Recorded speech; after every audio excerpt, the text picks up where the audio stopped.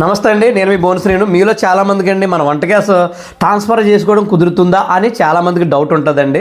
ఈ రోజుతో మీ డౌట్ అంతా నేను క్లియర్ చేస్తానమాట.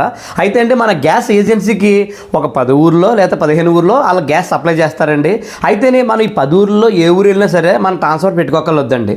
మనం జస్ట్ అక్కడ ఆఫీస్ కాడికి వెళ్ళి అడ్రస్ మార్చుకుంటే సరిపోద్ది. అండ్ మేము ఊరు మారామండి, అక్కడ కూడా మీ కలెక్షన్ మీ ఏజెన్సీ ఇస్తుంది సప్లై, కాబట్టి మాకు అడ్రస్ మార్చినట్టు మార్చేస్తారండి.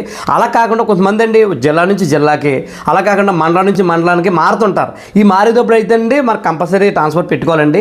ఈ ట్రాన్స్ఫర్ పెట్టుకోవాలంటే మీరు ఏం చేయాలంటే అండి, ముందు మన గ్యాస్ ఏజెన్సీ వాళ్ళని సంప్రదించి వాళ్ళ పలానా టైంకి రమ్మంటారు. వచ్చినప్పుడు మనం ఏం చేయాలంటే అండి, మన బుక్కు బండ రెగ్యులేటర్ ఈ 3 అటుకలు వాళ్ళకి ఇచ్చేయాలండి.